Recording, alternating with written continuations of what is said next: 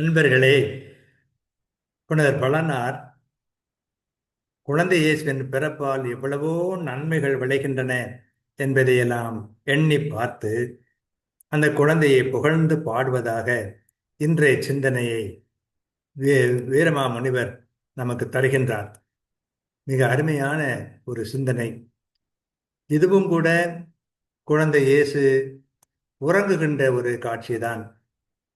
குழந்தை உறங்குவதையே ரசித்து இருக்கிறார் புனிதர் வளனார் என்பதை பார்க்கிறோம். கண்பட்டுறங்க கண்டேனோ கருணாகரனே கலிக்கடலே, புண்பட்டு உளையும் நெஞ்சிற்கோர் பொறுவா மருந்தே அருளன்பே, மண்பட்டு அலையும் கடனன்ன மருளன் நெஞ்சிற்கு உயிர்நிலையே, என்பட்டு உயர்ந்த செல்வரசே எம்மேல் இறங்கும் தயை இதுவோ என்று மகவருள் படலத்திலே அவர் பாடுவதை பார்க்கிறோம்.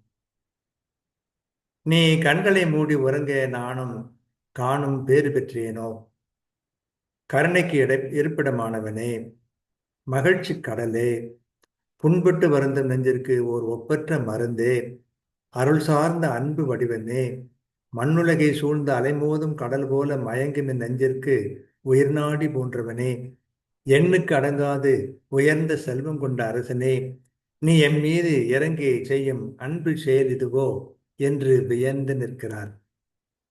அதாவது, நீ கண்மூடி துயில்கின்றாய், அதை காணும் பேறு நான் பெற்றேன். இரக்கத்தின் இருப்பிடமே, என்பக் கடலே, புண்பட்ட நெஞ்சிற்கு பெரும் மருந்தே, அருள் நிறை அன்பே, மயங்கும் நெஞ்சிற்கு உயர்நிலையே, அளவற்ற செல்வம் நிறைந்தவனே, இதுவோ நீ என் மீது காட்டும் இரக்கம் என்று உலகத்துக்கெல்லாம் காட்டும் இரக்கத்தை தனக்கே காட்டுவதாக புனிதர் வளனார் பேசுவதை பார்க்கிறோம்.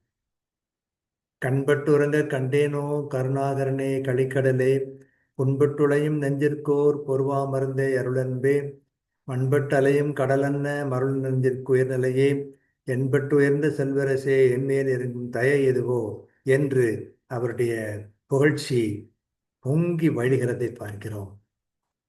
புனித வளனார் அந்த குழந்தையை கண்டு அப்படியே மயங்கி போயிருக்கிறார். உள்ளத்தை பறிகொடுத்து விட்டது. புகழ்ந்து பாடிய வண்ணம் இருக்கிறார். அதையெல்லாம் நாம் அறிந்தால் இந்த குழந்தையிடம் எவ்வளவு அன்பு கொள்ள வேண்டும் என்பது நமக்கும் புரியும். குழந்தையை புகழ்வதும் நமக்கு முடியும். வேண்டுதல் செய்வது எளிது, நன்றி சொல்வது எளிது, மன்னிப்பு கேட்பது கூட எளிதுதான். புகழ்வது என்பது அவ்வளவு எளிதல்ல. எப்படி புகழலாம் என்பதற்கு வீரமாமுனிவர் நமக்கு இந்த செயல்கள் மூலமாக வழிகாட்டுகிறார். வாழ்க.